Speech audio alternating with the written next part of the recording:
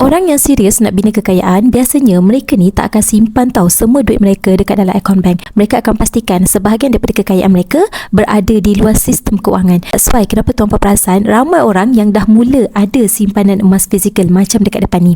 Bukan bermaksud mereka tak ada simpanan lain, tapi tuan-puan tahu tak, pakar keuangan sendiri selalu pesan kita kena perbagaikan portfolio simpanan kita dan pelaburan.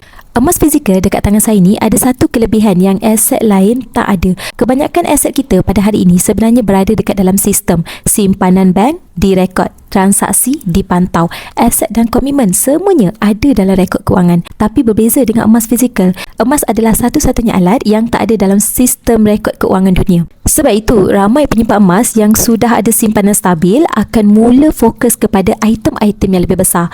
Contohnya, item 100 gram ataupun 1 kilogram emas daripada public gold ni. Emas-emas yang besar ni biasanya dijadikan simpanan untuk jangka masa panjang sebab nilainya yang besar, mudah disimpan dan mudah untuk dicairkan bila mana tuan-puan perlukan nanti. Bagi tuan-puan yang pada hari ini yang nak saya bantu alihkan kekayaan kepada 100 gram emas, 1 kilogram, 250 gram ataupun berapa bajet tuan-puan, maka boleh isi borang biru ataupun terus tunjuk pin di video TikTok saya cara untuk bermula. Saya akan get tuan-puan dalam simpanan emas dengan public gold.